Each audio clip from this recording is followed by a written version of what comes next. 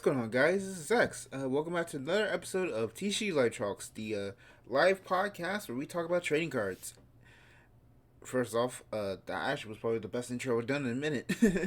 But secondly, you notice that we're also not live again this time because due to just some issues, I had to do the solo again. So this is also going to be a recorded podcast. So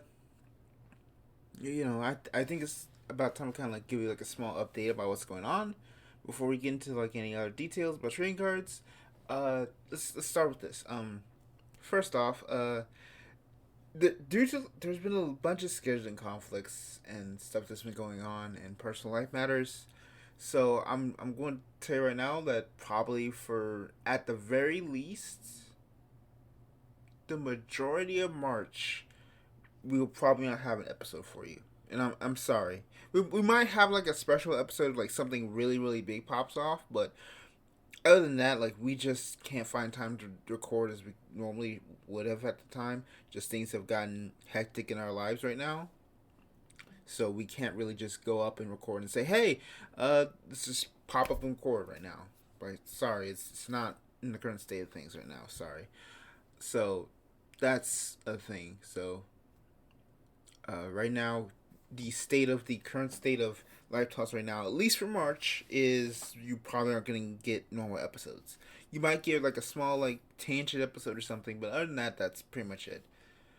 Um, what that means for the strategy presentation for Bushy Road, that one's gonna just be a normal video on my channel where I go over things and kind of give my thoughts. That will be, probably like the day after I kind of go through it. So that's one thing right there. As for the people who are kind of like concerned about what's that going to do for the progression series, because if we can't record TCG live talks, then what does that mean for progression? And the answer is I don't know. That is probably going to be on hiatus as well. And I'm not going to lie, it might also be on the verge of cancellation, because out of all the series I've done on my channel, all the stuff that me and Zeno have done, that's probably been the one thing that's just like it's not clicked. And we've been like 8 episodes in, and all the editing and stuff that goes into actually making those episodes at least enjoyable or presentable with the citrus stuff I have. It's hard to do. It's hard to really continue like that when like no one's really looking and watching, right? Like literally last episode came out, it got 1 view. I know it's been like the most consistent thing. I've always had it on Wednesday. It's always been on one thing. The only last time 2 things were like 2 weeks in a row. It had to be like on Saturday or Sunday, but that's just because a lot of things. But even then, like no one was really viewing it. So I don't know what's gonna happen. That's also gonna be on hiatus too, because of Zeno and I's schedules having conflicting things, but if anything was to get the axe, I'm kind of telling you right now, you might not see that you might not see that. That's just a small little thing. I'm just saying that it's not even complete. I haven't really talked to him about that or not, about the state of that. I'm just saying that right now. That's kind of like the state of things. That's the state of things right now. Just a small little update, give you all an idea what's kind of going on. Just be more transparent with y'all. We're not closing the podcast down. It's just life is hard. Life sucks. It's what's doing. So yeah, that's basically it. There's nothing real else to say. Kind of like let's kind of go over like kind of like a small little thing is the news actually. I think really like pretty much as we just go to the news, we kind of talk about it. Um, First off, if you weren't known, like Yu-Gi-Oh! Master Duels Xyz Festival happened, and it was fun. It had some issues, and I think they could definitely fix that on the upcoming, like, the changes when they do probably like the fusion or synchro. But other than that, I really did enjoy that event. It was fun, and I hope hope they do more. Easy. Um, outside that, I haven't really touched any TCG stuff for a while.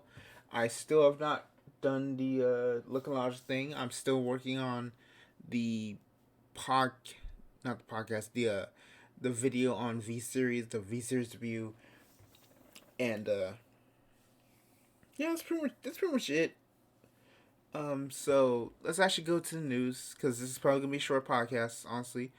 So we start off with the Megatons announced for Yu-Gi-Oh.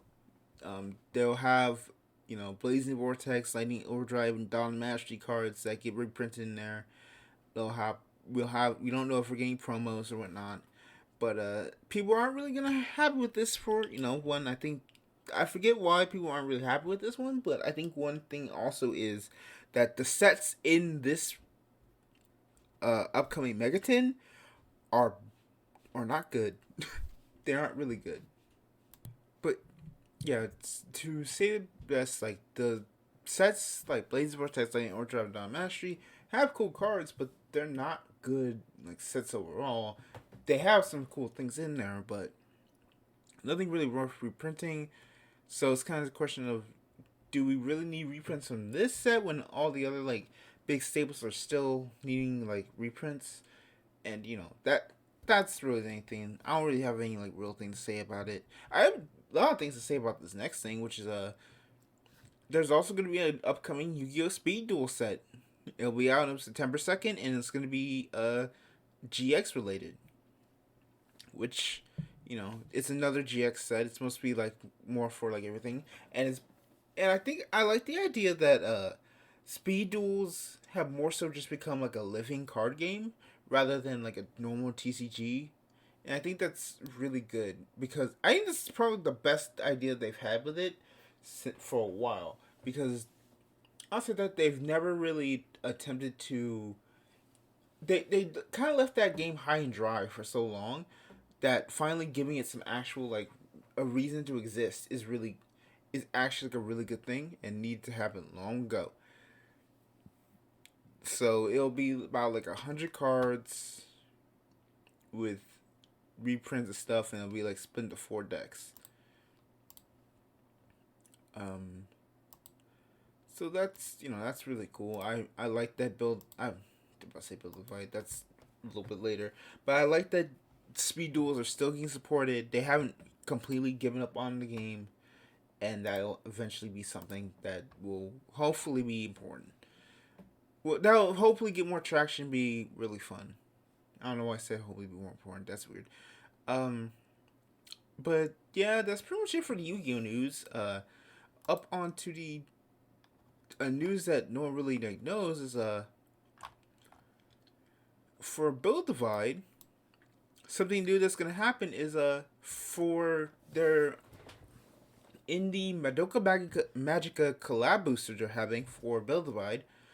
They will introduce enabling cards, which are, well, to kind of put it like a TLDR, they're pretty much just like alternate arts reprints. They're alternate art reprints of cards for to kind of be like they are reprints of cards. There's like 4 of them. They're like 4 generic cards, and they're effectively like reprints that happen in starting from uh what's this? Let me read the things. So okay, let me clear up what I'm trying to say because I'm still trying to get the information done, and I'm kind of doing this like in as quick as possible. There's very little editing. Let's be honest, I barely edit anyway. Um, so the name link cards are they're made to make it easier for newcomers starting with a collab set to pick up generic staples for the main build divide series, but with a Madoka flavor. So cards such as uh, Curse Trump card, Capital Breaker, Shackles of Ethics, and Surprise Attack will be forever in each collab set.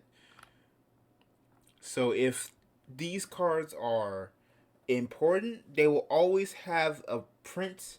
These cards are pretty much staples. I'm assuming in Build Divide. I don't know. I haven't really seen any Build Divide tournaments, but just off the idea of we're reprinting these 4 cards, we want these cards to be important in the game, and we're gonna constantly find them reprinted in each, in each top collab sets. So if we have another collab booster, say like upcoming Demon Slayer or another Aniplex series, we can go, okay, well, these cards are always getting printed. So these cards are always going to have, if these cards are like, I don't know what these cards really do, I haven't really looked it up, but like if they're like generic, very powerful staples, then they're always going to be reprinted. But now you kind of have alternate art. So like say if you want a Madoka version of the card, grab the card. If you want the regular version, grab the card, grab the regular version. You want the Demon Slayer one potentially, grab that one too. Say, I think Aniplex has SAO, right? So say they do an SAO collab, grab that SAO version. Bam. You have alternate art reprints, and if no one wants a collab, they can just grab the regular reprint because now the reprint itself is just cheap, possibly cheaper. So I think that's a good idea, and I think what I think that's one thing that I think collabs should do for games, which is if they're not like kind of like the secret layers from T.C.G before they ruin that. I think the secret layers from T.C.G really did that, where it's like, hey, here's alternate art reprints for cards in the format that you can still use, that you can use legitimately.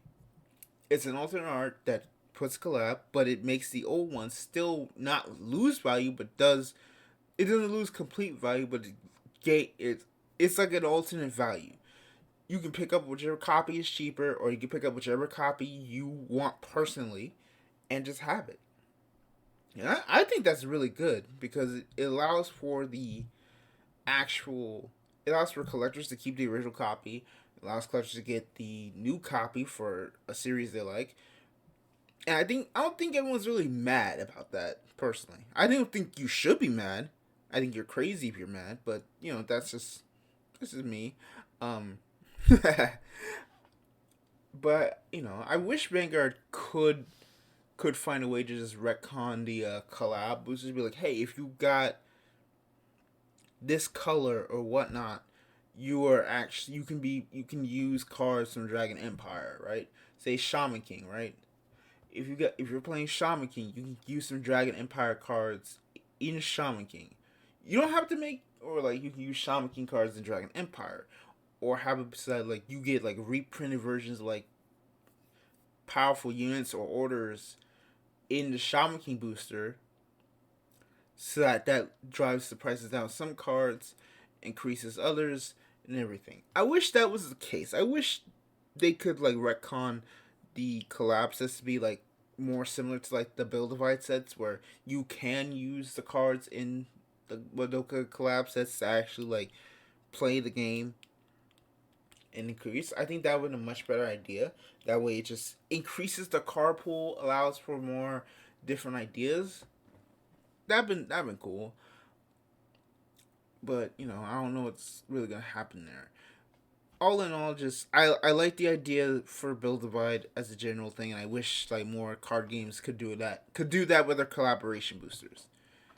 Let's see what's next on what's next on the list. Oh yes, I have now found out that alternate souls exist. It's a small little thing, but I found out that alternate souls is a T.C.G that is the arena style board game that is meant to be kind of like a force of will, like I don't say reboot, but more so it's like what if we play like an arena board game but with force of will. It's announced its second set, which will come out June 10th, which is pretty interesting. I've never heard of this game before, but I haven't really been in the Force of Will community for a while, so that's just my ignorance. But I digress. That's cool to hear, but also builds their next thing.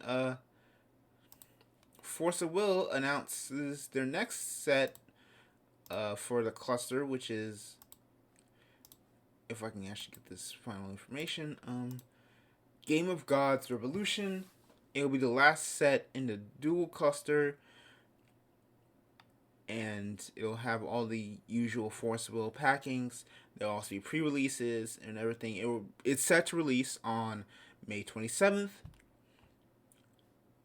And with it came some news, which is, if I'm going to the Force of Will Reddit and kind of reading it, there's a summary, and here's the summary with it.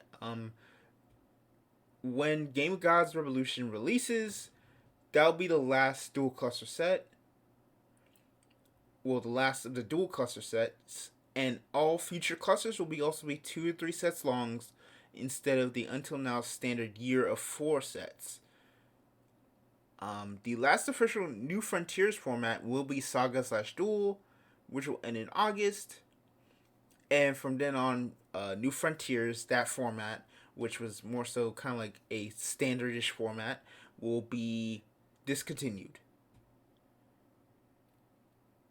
It will still be, it'll still be like recognized as like a official format. Origin. I think it won't be an official format. It'll be like a small little like. It won't be official. That's what I'm trying to say. It won't be an official format anymore. It will stop being directly supported, because now Wanderer, which, based on what I understand, Wanderer is more so like, if you're Vanguard like Premium or like Legacy for Force of Will, that will now be the main format going forward.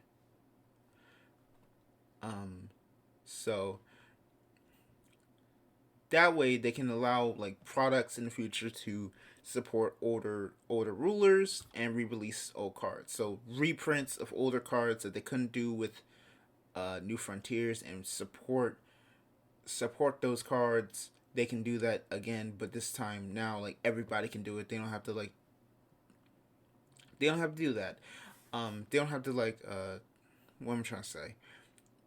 They aren't stuck with having to constantly like reprint them all the time, whatever. Or I wish I knew what I was trying to say here, but it's basically just a way to say like, hey, we have more design space now. And the ban list will now be updated every 3 months as necessary, alongside each new set release, which will also be every 3 months. So everything else will be fine. So from what I'm seeing is everything, every Force of Will player has honestly been like, yeah, we agree with this change. I haven't really seen any negative opinions on it. I think it's probably because like the last cluster was probably like the format they're in right now was the format with a bunch, which has been most stricken by COVID and the pandemic and any events going wrong. So playing in this type of format with the New Frontiers was probably just hard to do. If it's your main format and your main format requires people to buy the recent cards and they can't do that, then you're kind of like this awkward position of, well, we can't do anything. So having to change just be like, okay, fine, we're scrapping New Frontiers, we're just making a giant big white format where old players with their old cards can get back in, new players can look forward to reprints and support for older cards that they don't know, as well as new cards, etc., etc. Like I don't think anyone really loses here, unless you were really a fan of New Frontier. Again, I'm also like not really knowledgeable in the Force Will system, so I apologize. Please let me know if there's anything I'm missing, if there's something I don't know, and that maybe this is a bad idea. I wish to know. Let me know. It can educate me. So I'm interested. So